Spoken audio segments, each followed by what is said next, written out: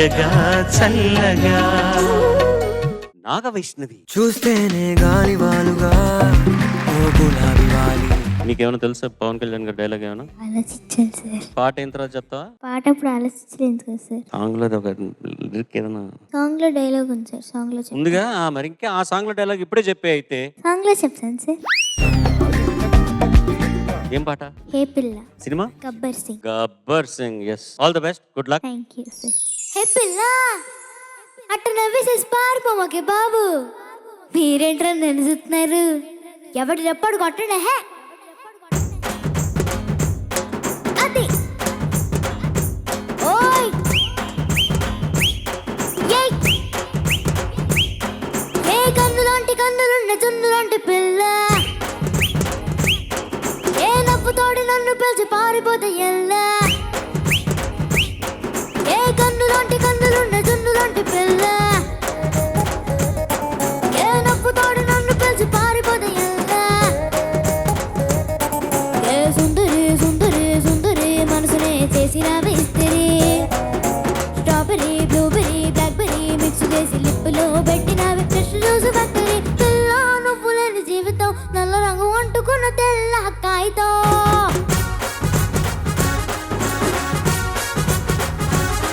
ఏ పిల్ల నువ్వు లేని జీవితం ఆవకాయ బద్దలని మందు కంట దారుణం.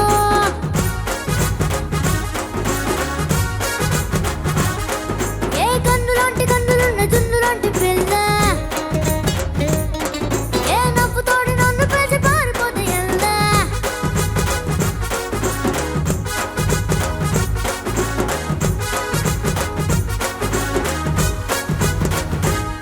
పంచదార పెట్టి రుద్దినట్టు, మంచు తేనె తెచ్చి ఎత్తినట్టు, ద్రాక్ష పండు తీసి పిండినట్టు, ఎంత తీపి ఉన్నదా నేను నవ్వు చుట్టూ. వెయ్యి ముగ్గు సుక్కలెట్టినట్టు, పొయ్యి మీద పాలు పొంగినట్టు, పుటగొక్క పండుగొచ్చినట్టు, ఏదేదో అవుతానే నీ మీద బొట్టు. సంపకే సంపకే సంపకే నిప్పు లాంటి నవ్వులోకి దింపకే. ఏ సింపకే సింపకే సింపకే నల్లని రాత్రినే సింపకే రంగుతో నింపకే. పిల్ల నువ్వు లేని జీవితం బ్రేకులేని బైకునే రైమంటూ తోలడం.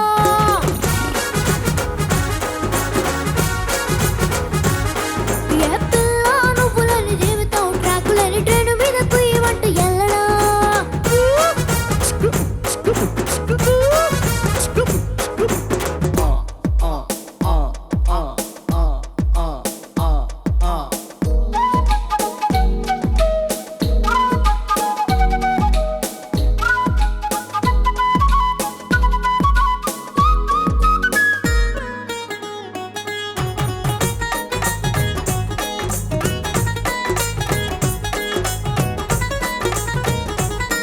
కుక్క జారడంత కప్పు కోసం పెద్దవాళ్ళు కప్పు జరుగుతాదా?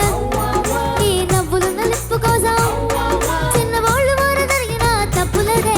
కొన్ని వేల కోట్ల అప్పు కోసం కాపు కాసి ఉన్నదంట దేశం.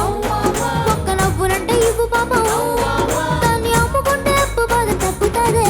ఓయ్ కొట్టినా కొట్టినా కొట్టినా గుండెలోన దాగి ఉన్న డప్పుని రాసిన రాసిన రాసిన నవ్వుపై ఎవ్వరూ రాయని మస్తు మాసు పడని. పిల్ల నువ్వు లేని జీవితం తాడు లేని బొంగరాన్ని గిర్రుమంటూ తిప్పడం.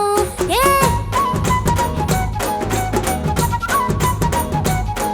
ఏ పిల్ల నువ్వు లేని జీవితం నూనెలోంచి వాళ్ళలోకి జారిపడ్డ అప్పడం.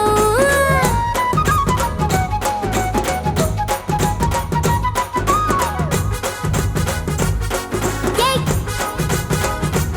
ఓయ్ అదే హే పిల్ల.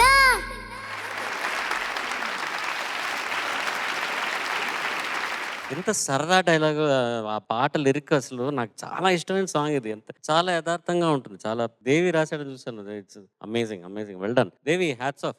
Brilliant song. Judges over to you. Vaishnavi నమస్తే సార్. నమస్తే, చాలా బాగా పాడావు నాన్న. Thank you sir. పాటలో ఊపు, హుషారు, సందడి, హడావిడి అంతా ఉంది. Thank you sir. కాకపోతే మొదటి నుండి చివరి వరకు నాకు లోపంగా అనిపించింది మాత్రం స్పష్టత లేదు. Okay, పదాల్లో sir. స్పష్టత మొదటి నుండి చివరి వరకు పాట మొత్తం మీద.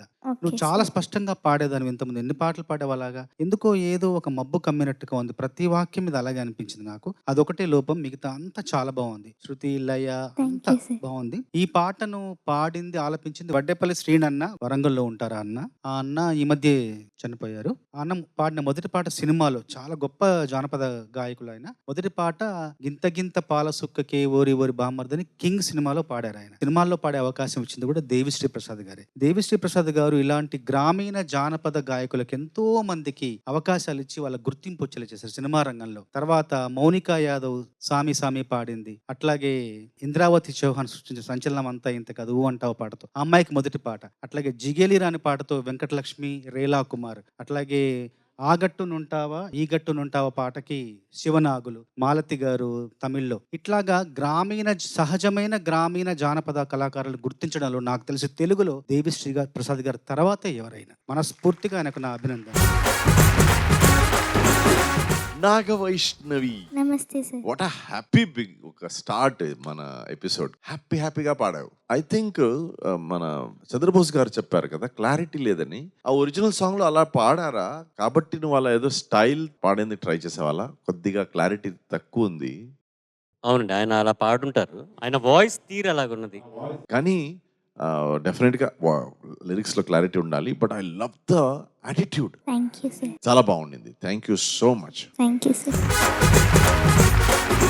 నాగవైష్ణవిలో నేను గమనించింది ఏంటంటే కొన్ని పదాలు ఎక్కువ ఉంటే దొర్లించేస్తుంది. ఎక్కువ పదాలు తను తట్టుకోలేదన్నమాట. చిన్న పిల్ల కదా, అందుకని అన్ని పదాలు ఉంటే చాలా కష్టమైపోతుంది. నీకోసం కొంచెం కొంచెంగా రాయమని చెప్దాంలే, సరేనా?